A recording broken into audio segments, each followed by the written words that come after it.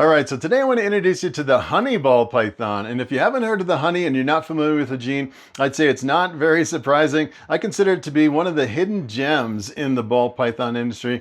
As a matter of fact, I actually went over to morphmarket.com where they've had almost 600,000 ball pythons listed over there. And in the last 10 years, there's only been 388 honey and honey combinations listed over on Morphmarket, which is pretty crazy. As a matter of fact, you can actually go over there and they still have some honeys for sale. As a matter of fact, you can pick one out for about 200 bucks, which is pretty amazing. And I think people just don't realize the potential of the honey gene. And the honey is actually in the blue-eyed leucistic complex. There's 10 genes in the blue-eyed leucistic complex, and those are the honey, the bamboo, the butter, the lesser, the russo, the phantom, the mystic, the mojave, the special, and the mocha. All those genes are in the blue-eyed leucistic. And sometimes when you actually mix a couple of those genes together in the same snake, you get an all-white snake with blue eyes. And sometimes when you mix them together, you'll get unexpected results like a purple passion, which is not a white snake. And when it comes to the honey, I'd say the honey kind of acts, from what I've seen, it kind of acts like Mojave, where I've actually seen honeys kind of with a browned out head. Of course, if you mix anything with like a lesser, a russo, or a bamboo, you'll get a bright white snake. So it depends on which gene you actually mix with it. And it's kind of hard because not a lot of people have actually produced a lot of the blue-eyed leucistics over there in Morphmarket.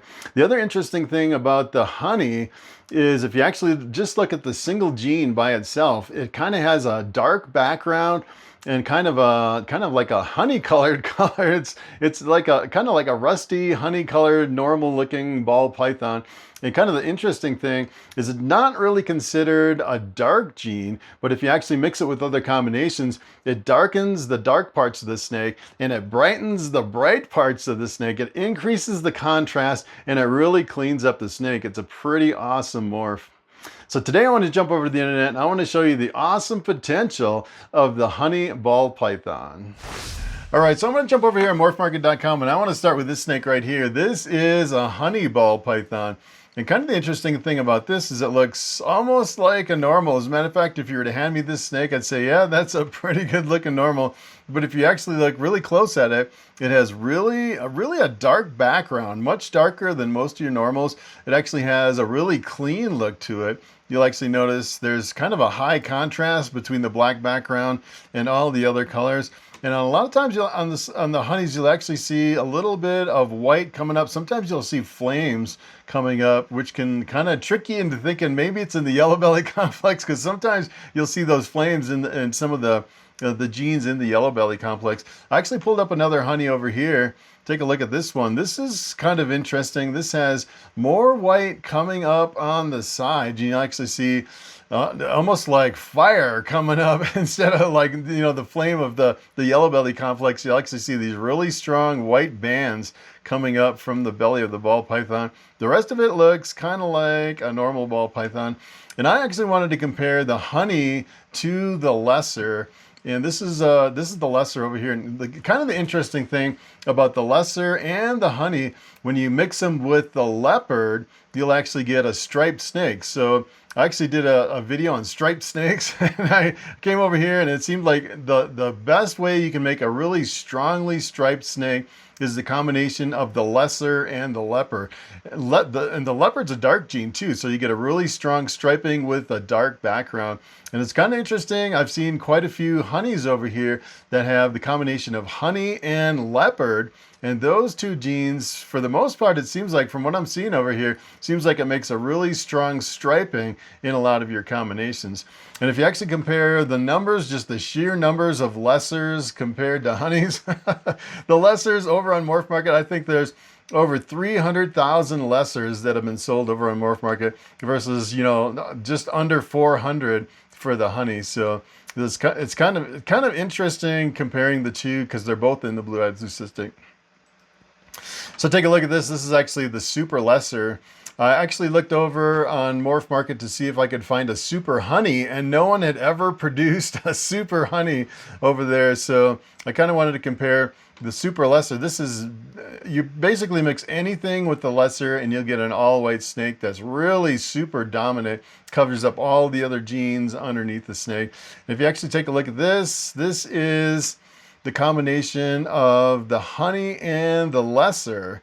So you can see the lesser really dominates the honey. So if you made a lesser plus any other gene in the blue-eyed leucistic, you'd actually get an all-white snake. And it's the same thing with the bamboo and the russo for the most part. But kind of the interesting thing I saw in this one is if you actually look at the eyes on this, look at how bright blue the eyes are on this one compared to like a super lesser. Super lessers aren't that blue. This one almost looks comical. They are so bright blue. It's pretty amazing.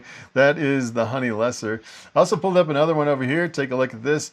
This is the Mojave mixed with the honey. So the Mojave in all cases doesn't make an all-white snake. So it's kind of a good test to mix it with the honey. And in this case, you're actually seeing a little bit of yellow coming right down the top of the snake. And the other thing that's interesting is the head is a little bit gray. So on the Super Mojave, you'll actually have a grayed out head on your all-white snake. So I'm thinking maybe the honey works kind of like Mojave. This is kind of what gave me the idea of the honey kind of working like the Mojave in the blue-eyed leucistic complex. So what I want to do now is I want to go to the dark side. I want to take a look at the honey versus the lesser in a lot of your dark combinations. And we're going to make some really cool striped snakes. And the first gene I want to start with is the blackhead. If you know anything about the blackhead, this is the darkest dark gene that you can actually get in all of ball pythons. You mix this with a lot of combinations and you get a really dark snake. And a lot of times the dark snake will really kind of mute a lot of your bright colors. You have to pick the right genes to get really bright colors if you're working blackhead into some of your other combinations. Another gene I want to mix in is leopard. Of course, the leopard lesser makes the striped snakes. You get really strong striping. In most cases, I'd say there's a few exceptions that I've actually seen, but I'd say 90% of the time when you're working lesser into leopard, you'll get a striped snake. And the leopard is really known for being a dark gene and also jumbling up the pattern. So you can actually see on this one compared to a normal, it kind of jumbles up the pattern a little bit and gives you a really dark background. So take a look at this. This is actually without the honey. This is the lesser leopard blackhead. So you have two dark genes and then the lesser on top of it, which is kind of an interesting effect because you get a really dark snake with a really bright stripe on the top. But you see, because you used lesser, you're getting a little bit of fading right on the side. And look what happens when you actually take honey, replace lesser with honey, both in the blue-eyed leucistic complex. Take a look at this. This is basically the same snake with the honey in it. This kind of blew me away. I couldn't believe how dark this was in the background and how bright this is. This is almost like a fluorescent stripe right down the top of the snake. As a matter of fact, when I first saw this, the first thing I thought of was it looks like a garter snake. Looks almost exactly like a garter snake on top. It's kind of a wild looking snake. And if you actually compare just how dark this is and how bright the line is compared to this one, you see the line on top is not quite as bright as you'd see with the honey, and the sides aren't quite as black as you see with the honey compared to the lesser. You see a little bit of white coming in the bottom here. That's kind of characteristic of the honey gene here, but that makes for a really impressive combination. So I want to show you a couple different combinations working pastel into the mix, going kind of to the bright side.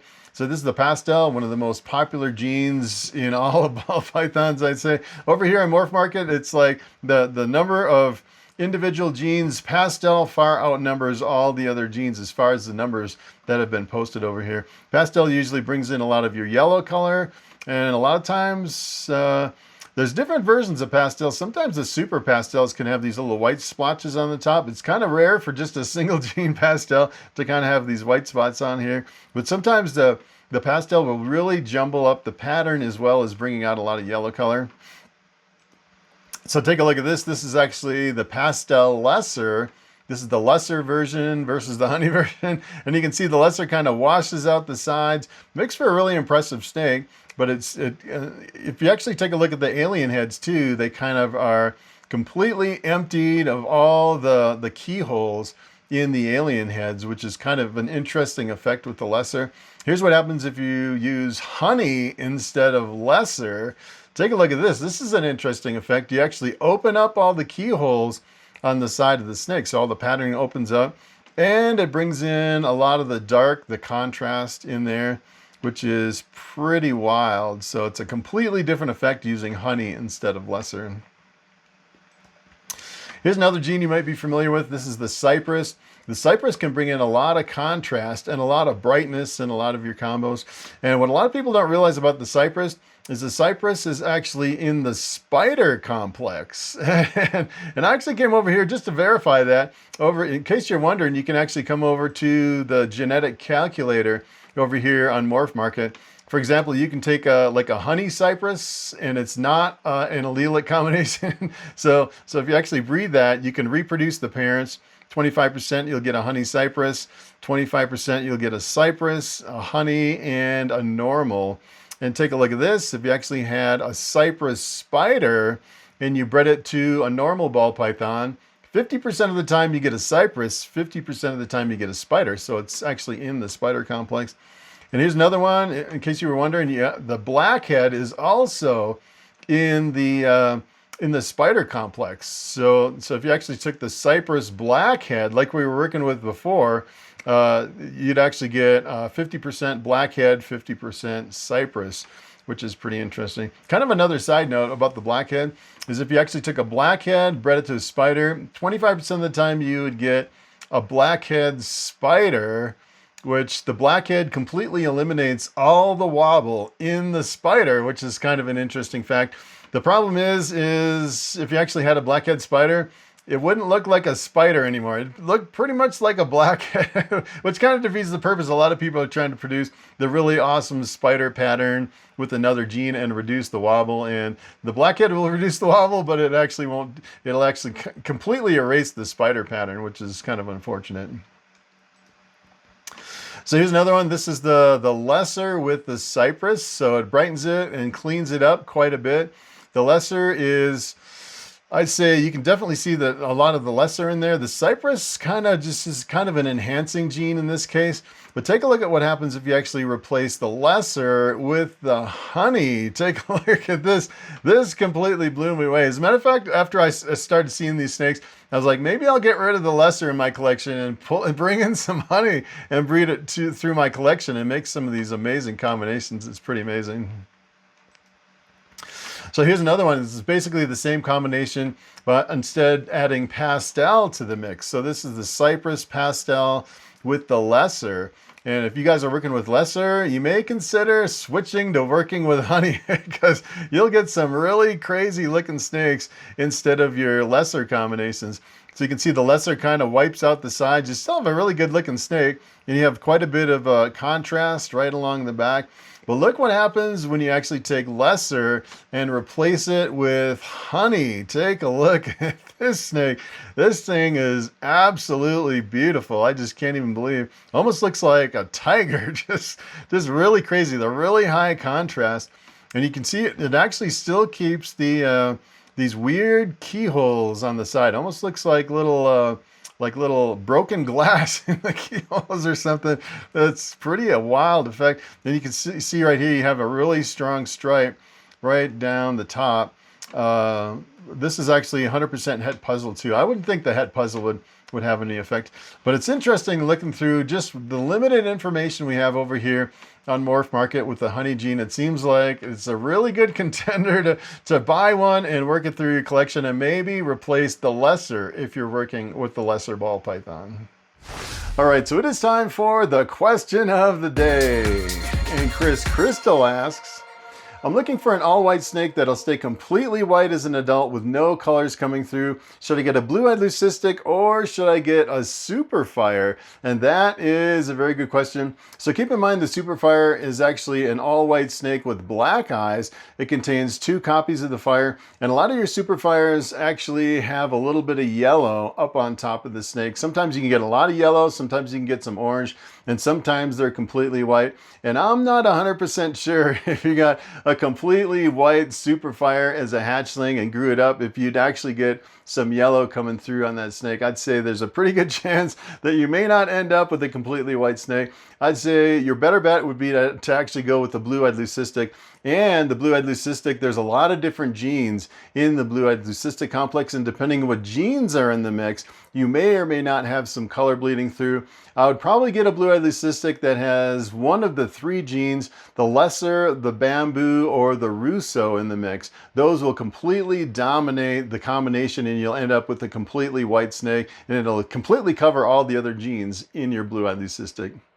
So that's pretty much it. Thanks for watching, and I will see you in the next video.